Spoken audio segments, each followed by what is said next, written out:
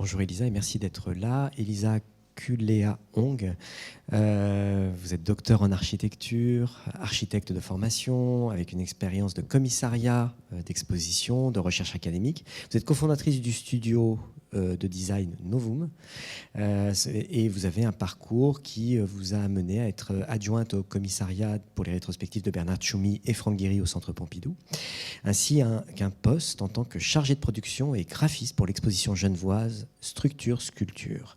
Vous êtes actuellement maître de conférence à l'ENSA de Versailles et coordinatrice éditoriale de la revue d'architecture suisse FAS. En 2019, vous avez soutenu une thèse, ici même, qui était intitulée « Anarchitecture, guerre, science-fiction et activisme dans l'œuvre de Bruno Taut et Lebus Woods ». Vos recherches se concentrent sur les connotations politiques de l'architecture que vous mettez en relation avec les débats contemporains autour du dérèglement climatique et des notions comme l'anthropocène, le capitalocène, l'extractocène, le stulucène. Moi, j'en découvre. Et actuellement, vous travaillez à un projet de recherche intitulé « Les mouvements sociaux vs architecture versus architecture, cartographie contemporaine de la critique architecturale profane ». Alors, vous allez nous parler d'une claustrophilie de la paix pour une claustrophilie de la paix au moyen d'une relecture spéculative des espaces libres de Lebus Woods. Je vous laisse la parole. Merci beaucoup pour cette présentation et un grand remerciement aux organisateurs de ce colloque pour m'avoir permis de faire cette présentation aujourd'hui. Je veux aussi remercier aux deux intervenants de cet après-midi qui ont tous les deux délivré des présentations remarquables. Aujourd'hui, mon but va être beaucoup plus simple. Je ne veux seulement que partager un peu d'architecture avec vous, une petite histoire d'un regard particulier sur ce que j'ai découvert grâce à la thématique de ce colloque, une claustrophilie de la paix devrait l'être. Je vais vous parler aujourd'hui de l'œuvre d'un architecte américain qui s'appelle Lebus Woods, qui faisait partie de mon corpus de thèse. Et donc, j'avais largement étudié, mais je n'avais jamais réfléchi à son travail par rapport à la prise de cette thématique qui est celle de la claustrophilie. Et pourtant, quand je lisais l'appel en fait, à communication pour cet événement, à chaque ligne, à chaque nouvelle phrase, quand on parlait de la question du présent temporel, quand on parlait du présentisme, quand on parlait des environnements extrêmes, parfois voulus, volontaires et désirés, je me disais, Lebus Woods rentre à 100% dans cette caisse, donc je suis ici pour vous parler de son regard très particulier sur l'architecture. Alors, Lebus Woods, il est assez connu dans les cercles architecturaux aux États-Unis, mais un peu moins connu en Europe, et comme nous sommes dans un cadre un peu interdisciplinaire également, je vais dire 2-3 courts mots là-dessus. C'est un architecte qui était particulièrement actif à partir des années 70 jusqu'à sa mort en 2012 pendant l'ouragan Katrina, je pense, à New York. Et il fait partie de toute une génération d'architectes qui étaient très investis dans ce qu'on appelle l'architecture de papier. Autre architecte de ce type-là, il y avait Bernard Tchoumi, Zaadi, Dremkoulas. Dans les années 70-80, on produisait énormément de projets de papier. Et toute cette génération va par la suite, à la fin des années 90, dans les années 90, commencer à construire, devenir des vrais bâtisseurs, commencer à se confronter à la réalité du métier. Pour Lebus Woods, celle-ci n'était jamais une option parce que le fait de se confronter à un client, le fait de se confronter à la réalité de la construction, l'obligeait à faire trop de concessions. Donc, de manière extrêmement volontaire et presque activiste, il a de manière intentionnelle voulu rester dans le territoire de l'architecture de papier. Et si j'insiste sur ce point, ce n'est pas simplement pour lui faire sa biographie, parce que Lebus Woods va être obsédé presque pendant toute sa carrière de la charge politique que l'architecture va avoir. Et son devoir principal, et souvent on l'appelle la conscience en fait, du monde architectural, c'est de rappeler aux architectes, mais on pourra extendre en fait, ce terme aux designers et tout autre professionnel, que chaque acte que nous avons pour intervenir dans le monde a un poids politique. Ça va soutenir ou au contraire, ça va subvertir les relations dominantes qui sont en place. Et avec chaque projet de papier, il avait essayé de rappeler sans cesse à notre profession et à des professions de design en général de ce point important, mais souvent ignoré par nous tous. Alors, sur tout l'imaginaire en fait, qui vient du monde spatial, qui est associé pour moi à cet appel d'article, j'ai sorti brièvement juste un projet qu'il avait publié en 1990, qui est le tombeau de Einstein, une référence directe à le grand projet mythique, bien sûr, de cénotaphe de Newton. Cette fois-ci, le tombeau de Einstein est un vaisseau non occupé. Il y a plein de claustrophilie dans cet objet, mais en tout cas, ça va être un objet interplanétaire sur une orbite fixe. Pour vous montrer un peu les velléités, d'exceptionnels illustrateurs, Lebbeus Woods va être connu et reconnu, et d'ailleurs aujourd'hui, ses dessins se vendent aux enchères pour des milliers d'euros la pièce. Et de l'autre côté, pour des liaisons relativement fortes avec tout cet imaginaire de la science-fiction, des bandes dessinées, qui va être très fort dans son travail.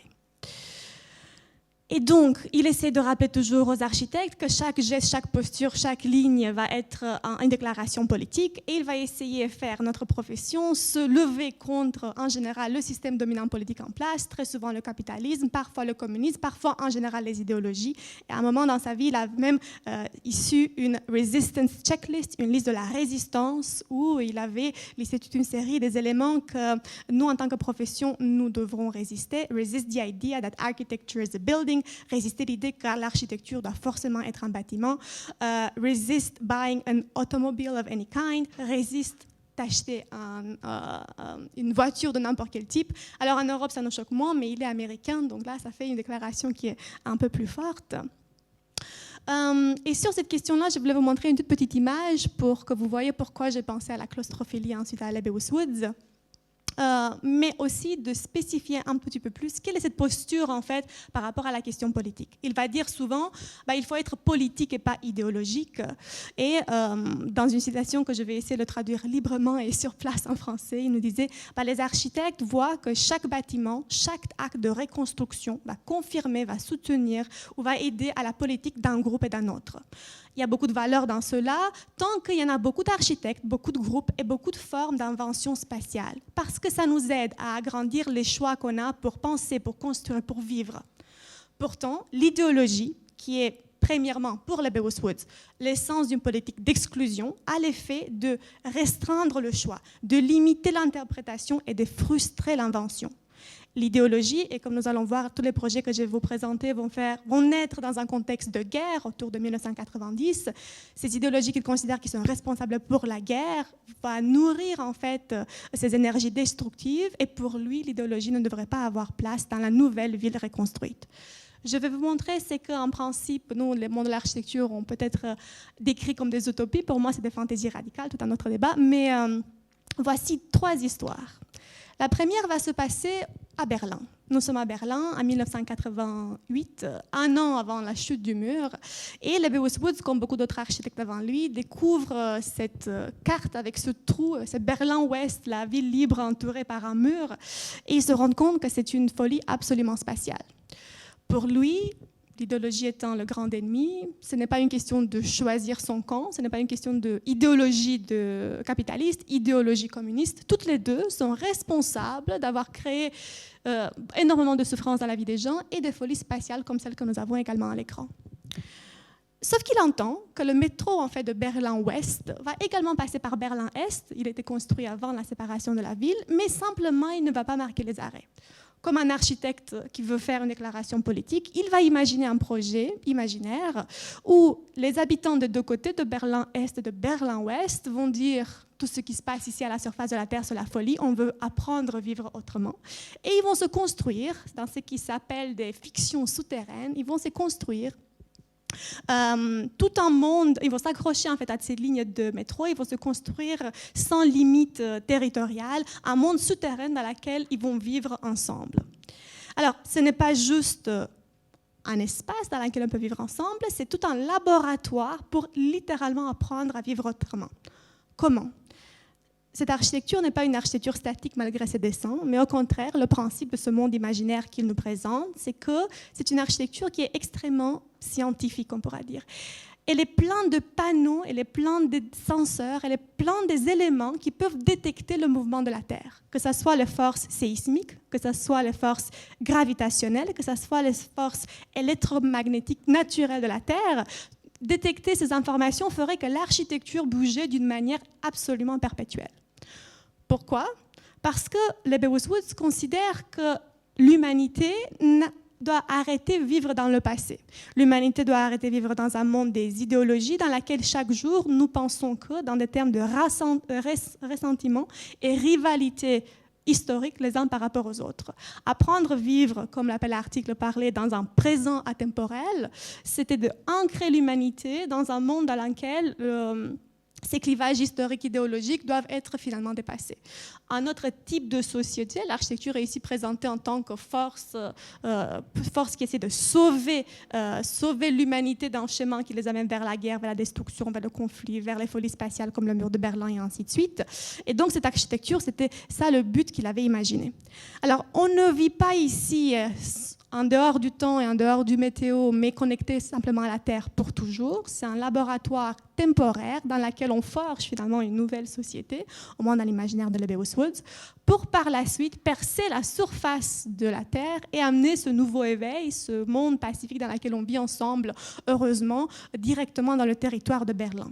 Ça ne s'arrête là. En 1989, il va dessiner un projet qui s'appelle Aerial Paris, le Paris aérien, dans lequel des morceaux de ce underground Berlin, de ce Berlin souterrain, vont flotter finalement dans l'atmosphère raréfiée de la capitale française. Donc en fait, c'est un projet qui va par la suite se décliner dans une série d'autres dessins et d'autres publications. Pardon, dans la mauvaise direction. Alors, un deuxième projet que je vais vous montrer, ils vont se succéder très rapidement, donc ça va être une période très fertile de sa carrière, donc nous sommes en 1991, où beaucoup d'idées que nous venons de voir vont être par la suite prises par lui, quand il va être invité en 1991 à une exposition à Zagreb, juste quelques semaines avant que le pays allait faire un référendum pour son indépendance. Nous sommes à quelques semaines de l'éclatement de la guerre dans l'ex-Yougoslavie, et entre autres, il faut savoir que la deuxième femme, si je ne me trompe pas, de Lebbeus Woods, elle est de Sarajevo. Donc il va avoir un attachement qui va être particulier aux guerres et aux conflits, au grand siège de Sarajevo qui va avoir lieu dans ces territoires. Mais nous sommes juste avant l'éclatement du conflit. Nous sommes face à un architecte optimiste. On sent que les choses se passent mal. On sent que la situation politique extrêmement tensionnée dans la région peut éclater dans un conflit. Mais Lebbeus Woods, y compris un grand nombre d'architectes et des artistes qui sont invités pour cette exposition, croient, pensent, suggère, espère que l'art et l'architecture peuvent amener une solution alternative. Et c'est ce projet-là qui m'a fait penser à ce colloque d'aujourd'hui, parce que ce que vous voyez à l'écran, ces petites créatures que vous voyez là, qui sont un peu moins visibles dans ces deux dessins, mais je vais changer d'image pour que vous voyez. C'est un autre projet d'architecture pacifiste, un autre projet de claustrophilie peut-être pacifiste que Lebbeus Woods propose. Donc, nous avons des maquettes relativement fidèles de l'ancien centre de Zagreb. Nous avons des dessins extrêmement fidèles de bâtiments qui sont existants de la ville. Et nous avons cette espèce de parasites mécaniques, semi-dépotoirs science-fiction qui ont des formes extrêmement improbables, qui arrivent et qui se branchent en fait au cadre existant. Dans l'imaginaire de Lebbeus Woods, ces objets devraient arriver par hélicoptère et se brancher sur le tissu existant de la ville. Il devrait y avoir un nombre important, chacun d'entre eux différents, qui sont disséminés complètement dans la capitale de ce territoire. Et qui vont être placés sur place pendant quelques heures, quelques jours, quelques mois, selon le besoin. Qu'est-ce qu'il y a à l'intérieur ? À l'intérieur, c'est pour Lebbeus Woods un espace qui est symboliquement neutre. En principe, les six groupes ethniques de cette région étaient censés de venir occuper cette zone symboliquement neutre et trouver finalement des solutions pacifistes cette fois-ci, de résoudre leurs différends sans nécessairement rentrer dans une question, sans nécessairement avoir besoin de passer par la guerre. Bien sûr, c'est ici un architecte qui considère que l'architecture peut avoir un rôle pacificateur. Mais la première chose que je veux vous montrer, c'est que ça n'a pas l'air d'être le siège de l'ONU ou d'une salle typique de négociation. Il n'y en a pas, comme nous sommes aujourd'hui dans cette salle aujourd'hui, des tables agréables, une lumière et des chaises confortables. Ce n'est pas un espace dans lequel nous serions confortables. Au contraire, ça a l'air presque difficile à occuper, et c'était ça exactement le but pour Lebbeus Woods.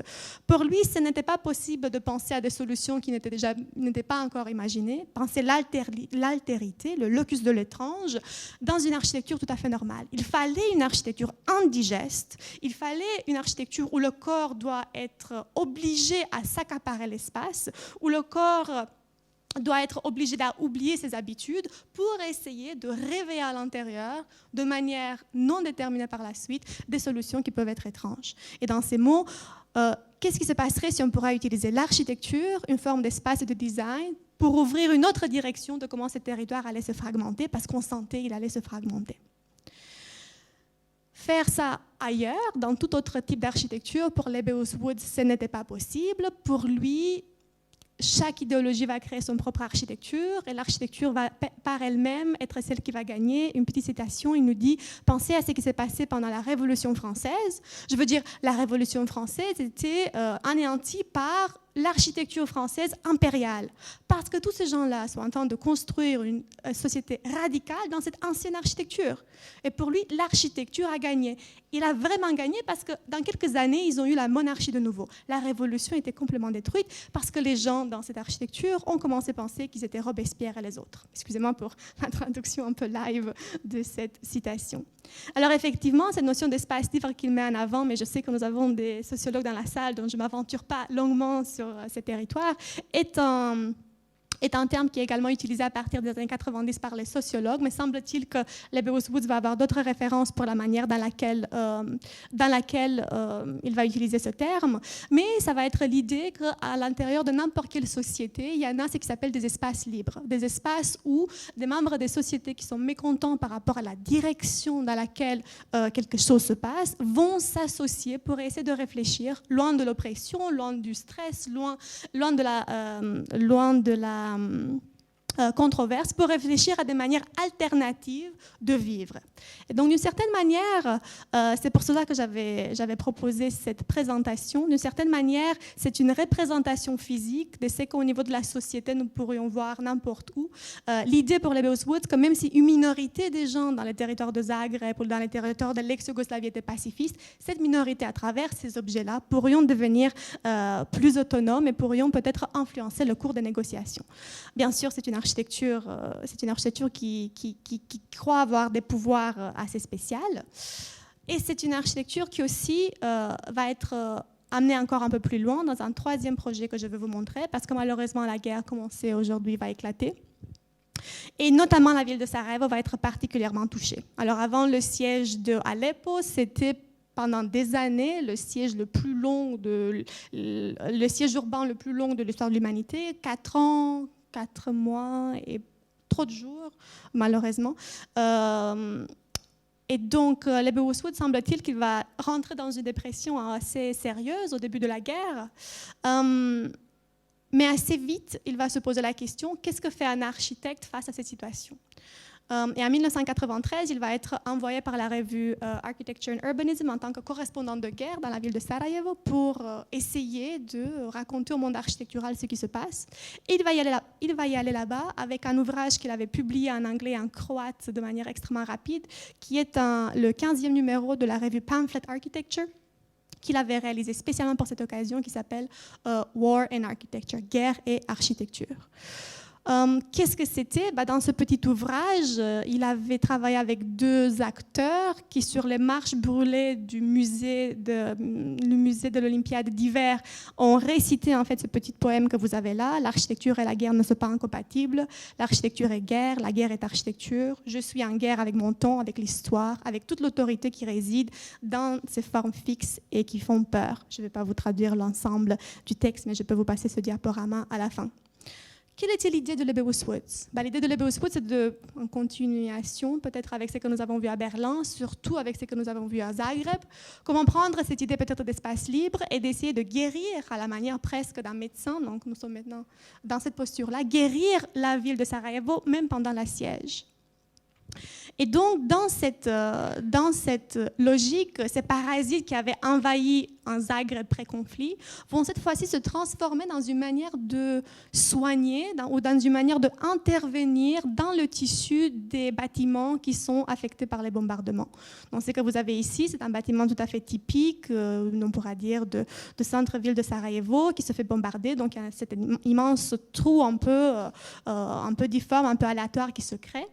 Et pour les Bewus Woods, ce n'était pas possible d'imaginer un futur de ce territoire qui est détruit par la guerre en faisant les deux opérations qu'on fait habituellement. La première, de dire que le bâtiment il est trop abîmé, donc il faut qu'on le rase. Pour lui, le fait d'oublier tout ce qui était toute la souffrance que cette guerre a causée était impossible. Au deuxième choix que nous faisons habituellement, réparer les planchers, garder le bâtiment, mais de nouveau effacer les traces des conflits.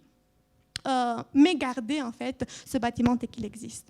Donc pour lui, la seule solution pour arriver de nouveau dans cette posture extrêmement optimiste d'une société plus pacifiste à travers l'architecture, c'était de travailler toujours sur un tissu mutant. Le nouveau ne peut être réalisé dans la vision de Lebbeus Woods qu'à partir d'un ancien qui est endommagé. Et dans ce trou finalement qui est laissé par la bombe, nous allons insérer ce même type d'espace libre, cet même espace claustrophiliaque, incommode, indigeste, mais qui cette fois-ci n'était pas si temporaire que ça. Cette fois-ci n'était pas là pendant 4 mois ou 3 jours ou 3 heures pendant la négociation. Cette fois-ci, il était inclus dans le tissu même de la manière dans laquelle la société fonctionne. Ce n'est pas toute la ville qui est couverte dans ces espaces libres. Il estimait à peu près 10% des bâtiments pourront servir de lieu de création de ces types d'architecture, mais ce serait suffisant pour ceux qui veulent se porter volontaires. Ce n'est pas une manière obligatoire de vivre. Pour ceux qui voulaient se porter volontaires, d'expérimenter, de continuellement réfléchir à de nouvelles solutions et de nouvelles manières d'y être. Et ensuite, Lebbeus Woods devient vraiment médecin parce qu'il commence à décliner ses interventions à l'échelle du temps comme si on faisait un traitement sur un corps malade. La première étape, peut-être que nous sommes encore sous siège, nous allions faire des injections. Et c'est ça que vous voyez à l'écran, tous ces petits morceaux de détritus qui sont assemblés pour remplir un trou laissé par un bombardement ou une attaque d'un autre type. Dans le temps, ces types d'interventions vont devenir plus pérennes, plus soignées, plus réfléchis, ils vont devenir cette fois-ci des croûtes pour, par la suite, vous voyez, nous sommes ici dans un imaginaire qui est beaucoup plus poli, qui est beaucoup plus affiné, nous pourrions avoir une esthétique de cicatrice. Pour les Lebbeus Woods, ce type d'architecture, c'était des architectures qui devraient chaque fois nous rappeler tout ce qui était perdu, mais également tout ce qui était gagné vers un monde différent, un monde pacifiste. Un dernier point que je veux soulever avec vous, c'est sur la question de qu'est-ce qui se passe réellement à l'intérieur de ces espaces. Et la réponse de qu'est-ce qui se passe réellement à l'intérieur de ces espaces, c'est qu'on ne sait pas. À la différence d'une utopie architecturale, celle qui était très populaire par exemple au début du XXe siècle, l'architecte avait cette tendance en fait à prédéterminer le futur. On voulait que l'architecture change le monde et on le dessinait d'une manière très exacte de comment allait se passer. Souvent, les avant-gardes modernes avaient produit un nombre assez important et assez intéressant de projets. Depuis les années 70, on n'aime plus les utopies, on les juge à être trop statiques, elles prédéterminent trop le futur, elles fichent trop les choix de l'individu. Et si l'obsession pour les Lebbeus Woods, c'est précisément le choix et la différence, lui, il est contre cette posture utopique. En revanche, pour lui, l'architecture est un catalyseur. Et donc, à l'intérieur, qu'est-ce qu'il n'y en a pas? Il n'y en a pas de programme. Parce que dans sa vision, dès qu'on va invoquer cette utilitas vitruvien, dès qu'on va invoquer le programme, on va déjà dire à l'habitant, à la personne qui va s'insérer dans la salle, d'une manière même pas contrôlée, nous allons lui préprogrammer la manière dans laquelle il va occuper un espace. Nous allons, de manière inconsciente, déjà lui transmettre des éléments idéologiques et de comment il devrait se comporter. Donc, en fait, tous les projets et tout cet imaginaire de Lebbeus Woods, il est aprogrammatique, il n'y a pas de programme, parce que chaque utilisateur doit faire le défi, qui est très difficile d'ailleurs, d'occuper, utiliser et déployer ces espaces à leur propre manière. Avec un dernier point que je voulais partager avec vous, avant peut-être que vous avez des questions, c'est qu'il y a une dimension également. Nous sommes en 93, donc ça reste une dimension un peu vaguement décrite. Il y a une dimension électronique à l'intérieur de tout ce que je viens de vous décrire. Que ce soit les espaces libres de Zagreb ou que ce soit ces 10% que je viens de présenter à Sarajevo, il est en train de décrire quelque chose qui semble être similaire avec notre monde de l'Internet d'aujourd'hui. Ces objets qui sont fragmentés à travers l'espace sont tous connectés entre eux par ce monde de communication et de l'Internet qui leur permet en fait de devenir en principe un acteur collectif plus fort. Toutes ces expérimentations, chacune différente et non cadrées, vont par la suite en principe pouvoir se réunir, pouvoir devenir en force en elles-mêmes. Ce n'est pas nécessairement une architecture qui fait l'unanimité. Les Bevis Woods, souvent, il y en a deux grandes direction, soit des architectes, des artistes qui tombent sur le charme de ces dessins et ces idées pacifistes, qui ont beaucoup de velléités anarchistes et ainsi de suite, qui deviennent des groupistes tout de suite, et une autre partie de l'auditoire qui en général a extrêmement peur de cet imaginaire dépotoir science-fiction et que parfois c'est même jugé être une punition pour les pauvres gens qui doivent vivre après le traumatisme d'une guerre dans ces territoires. Tout au long de sa carrière, les Bevis Woods, c'était la manière dans laquelle ces projets étaient perçus, soit comme une figure culte du monde de l'architecture, soit accusé des choses assez complexes, en étant par exemple un touriste de guerre. Je vous ai présenté que 3 architectures, mais les Bevis Woods faisaient souvent des projets dans des territoires qui avaient subi une situation de catastrophe, comme la guerre économique au Havana, comme qu'est-ce qui se passe entre les deux Corées dans cette zone DMZ, comme même après World Trade Center, il avait fait une des propositions des projets pour qu'est-ce que ça devrait être le World Trade Center après les attaques. Et souvent, cette idée d'intervenir sur ce territoire en crise et en catastrophe, ça lui a gagné aussi cette étiquette de touriste de guerre ou de chasseur d'ambulance. Neil Leach a même dit qu'il est un techno-fétichiste qui ne produit rien d'autre que des images séduisantes, dignes des blockbusters de science-fiction, mais qui sont dépourvues de toute connexion réelle au contexte social. Alors, je vais juste vous laisser avec son réponse à tous ces types de critiques. Il disait, bon, les architectes aiment, en général, résoudre que les problèmes faciles, que les problèmes qui sont déjà résolus. Par exemple, comment est-ce qu'on peut faire pour la 500e fois une gratte-ciel, même si Louis Sullivan a résolu cela à la fin du 19e siècle. Ceux qui essayent de s'attaquer aux problèmes qui ne sont pas encore résolus, qui sont difficiles, comme peut-être ces questions de la guerre, s'expose face à ce type de critique, mais pour lui, c'était sa posture. Donc, je vous remercie pour votre attention et je reste à votre disposition pour toute question, pour toute clarification à l'intérieur de ces 3 projets.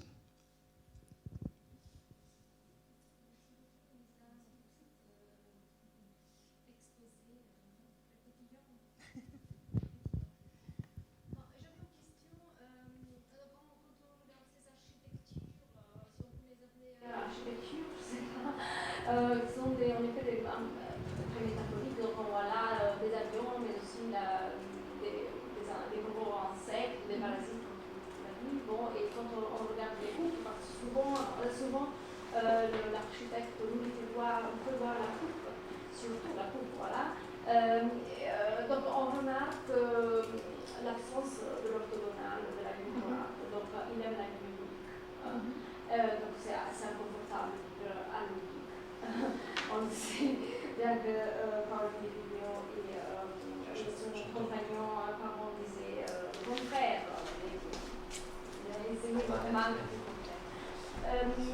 Donc, est-ce que est-ce qu'il y a eu des contacts? Est-ce que tu sais si les Bevis Woods a eu entre ses mains ce petit volume sur l'architecture oblique, ou s'il a eu des contacts avec la France. Et après, évidemment, c'est très évident aussi une influence des futuristes italiens. Je pense qu'il baignait dans cette culture-là. Et après la guerre, tu sais que Burri, qui était un médecin qui, après la Seconde Guerre mondiale, il a voulu faire l'artiste, un artiste très célèbre, reconnu, et qui travaillait justement avec ces sacs qui étaient un peu la métaphore des blessures. Donc, ce sont on ne peut même pas les appeler des œuvres d'art, disons, des œuvres d'art qui touchent profondément parce que il représente là le sang, les brûlures. Et voilà, est-ce que dans tes études, tu as trouvé des connexions avec cette culture? Donc la France d'une part, l'Italie de l'autre. Merci beaucoup, Annalisa, pour cette question très intéressante. Alors, pour te répondre, Lebbeus Woods, autre qu'être architecte, il était aussi enseignant. Donc, il était enseignant de l'architecture pendant toute sa carrière. D'ailleurs, il était extrêmement apprécié en tant qu'enseignant. Donc, sa culture architecturale était extrêmement vaste. Nous avons la chance que vers la fin de sa vie, il a beaucoup aimé l'Internet et il a ouvert un blog, en fait. Il y a un nombre assez large d'entrées, de textes et de réflexions qu'il nous a laissé derrière. Alors, je n'ai pas fait une recherche spécifique par rapport à la question de l'oblique et de la connexion de la France, mais je suis presque à 100% sûre que c'était une référence qu'il connaissait de manière intime. En revanche, il va faire des commentaires assez intéressants sur les connexions avec Antonio Santeglia, et y compris avec Bruno Taut.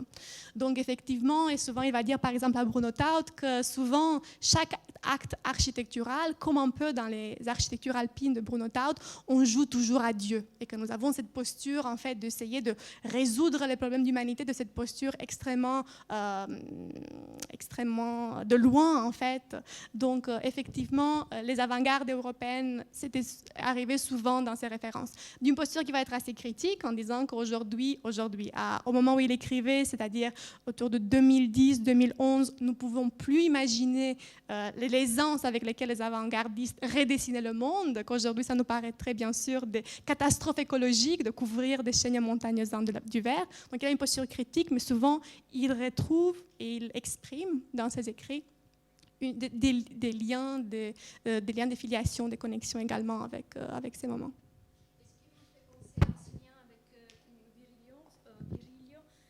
Ce qui me fait penser donc à ce lien avec Virilio, c'est le fait que ces architectures sont toujours closes, elles ne jouent pas de fenêtres, donc ce sont des lieux fermés, et Virilio, en effet, il s'intéressait au blockhouse, donc au bunker, et à cet espace très, fermé et sombre, et oui, voilà, où c'est inconfortable de vivre. Merci. Donc effectivement, c'est une architecture d'intérieur, mais peut-être ce qui est pour nous parfois difficile par un lien au choix graphique que Lebbeus Woods va faire, c'est que ça devrait être une architecture indigeste, ça devrait être une architecture difficile à occuper, mais ça ne devrait pas être une architecture nécessairement qui est désagréable. Par rapport à un de ses projets, j'avais sorti en fait cette citation pour nous aujourd'hui. Il le décrivait également comme une architecture de la sensualité, une architecture de la matérialité et une architecture qu'on ressent. Et en plus, quand on va un peu rapidement, parce que c'est vrai, je vous ai présenté tout cela rapidement, ça a l'air d'être une imbrication des morceaux de détritus post-guerre prises d'une manière un peu aléatoire et mise sous forme d'un projet, tandis qu'en réalité, dans le texte qu'il va développer souvent, il va énormément insister sur une question qu'aujourd'hui nous est de plus en plus familier, qui est la question du soin.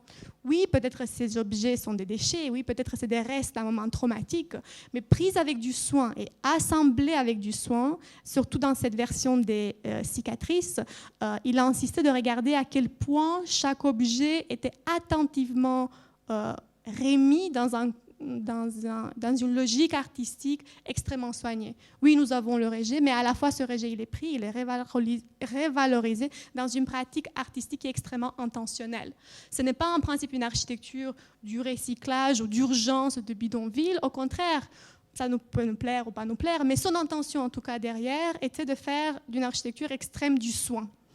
Alors, il s'imaginait par la suite que ce type d'architecture pourra même envahir certaines zones. Ici, nous avons le Parlement bosniaque donc il n'y avait que le squelette qui restait après les bombardements. Il s'imaginait que tout ce Parlement serait couvert dans des espaces libres, car où mieux qu'au cœur politique d'un État, on devrait constamment réfléchir à de nouvelles manières et constamment donner, au moins dans la vision de Lebbeus Woods, le panel le plus large possible de choix, vivre et des postures politiques.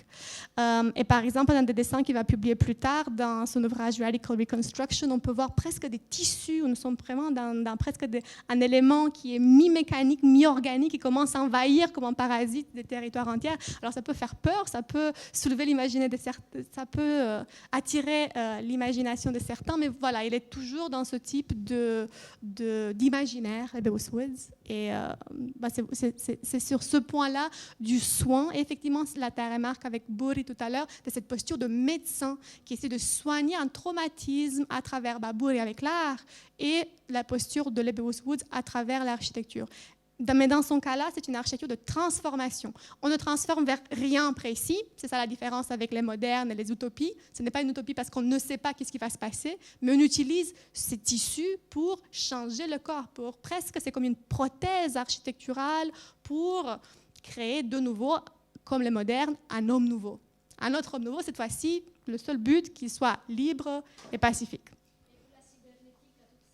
Exactement. Et la cybernétique aide en fait ces individus isolés, parce que ce n'est pas toute la société, c'est un choix, 10% il estime dans un texte, tous ces individus isolés devenir, les sociologues appelaient ça un acteur collectif commun, capable en fait de leur posture isolée, d'avoir suffisamment de force pour changer le cours des événements. Merci à toi.